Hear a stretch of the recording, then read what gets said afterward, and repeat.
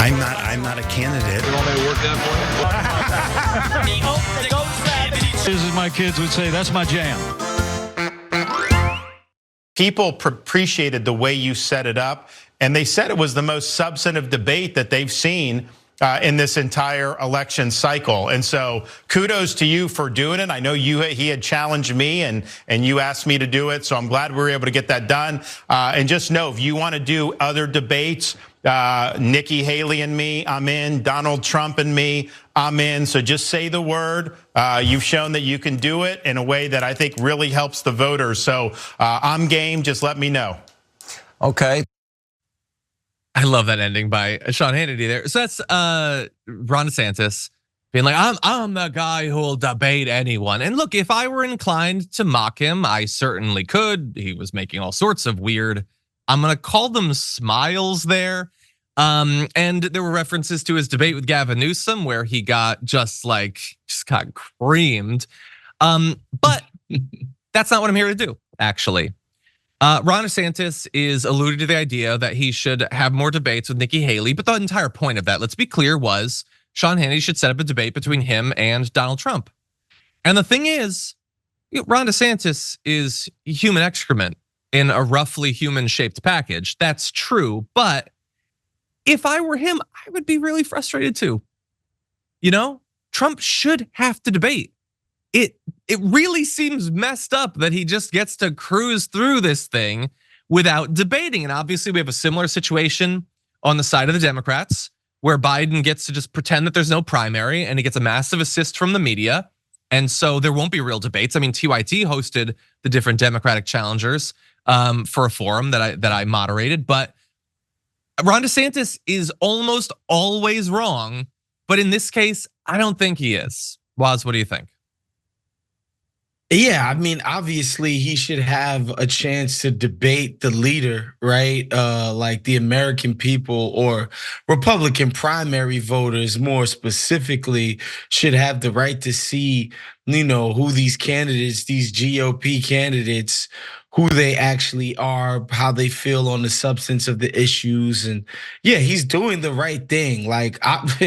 You know what I think? I think he would get absolutely smoked and destroyed in a one-on-one with Trump. He would absolutely get big dogged without a question, but he deserves the right to face, his abuser. He deserves the right to get a one-on-one, or at least, some type of town hall, whatever you want to call it, with Donald Trump. Yeah, I could not agree more, by the way. This is like the ultimate be careful what you wish for. I will use my platform to fight for your right to be Thanos'd on the debate stage by Donald Trump, to be clear. But Ron DeSantis, were you to get that debate, there's a very good chance that you come out of it with no future in politics. Yeah. There's a small chance that you go home and your wife has moved out. So just be very glad that this is not gonna happen, but it should happen. And also, while we're on the topic of debate, I just wanna throw out there, they're giving everybody town halls on CNN right now. Vivek Ramaswamy had one. I'm not even covered because it was crazy, but they're giving it to them. Even the people who are polling very low. Where's the Democratic town halls?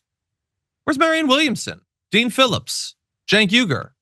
You're having town halls for every single Republican. Republicans who have no chance what. Chris Christie's at like 1%.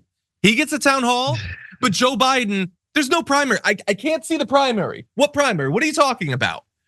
Marianne Williamson is at like 12%, I think, in some polls, and they're not going to give her a chance to make her case. That's insane to me right now. So anyway, CNN has an opportunity. They could maybe try to appeal to the Democrats who are watching their network, but it's unlikely that we will get that at this point. So we'll probably have a few more of these like quasi-Republican debates with no Trump there. Maybe we'll get a general election debate. Honestly, I don't even think people should count on that, because although Donald Trump would probably do well against Joe Biden, he's also seen that he doesn't have to do anything. He can just sort of laze his way through the campaign. Rallies, yeah.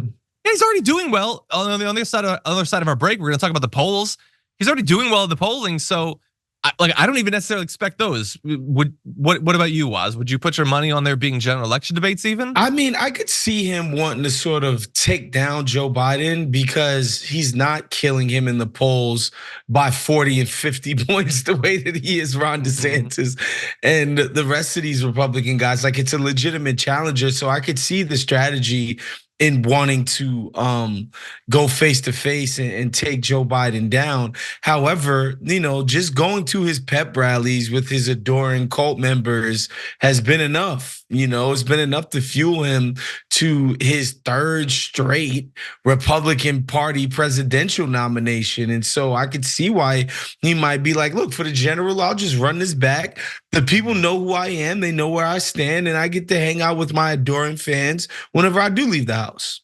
Yeah, 100%. This is one of the weirdest presidential elections, I think, indisputably, that we've had in our lives. And you never know. I mean, like everything else, maybe once Trump finally, like a chunk of Filet-O-Fish gets caught in the wrong tube or something, maybe things go back to normal after that, but maybe not. Maybe front runners from now on just decide that I don't need to participate in the facade of democracy. And I'm a little bit worried about that future.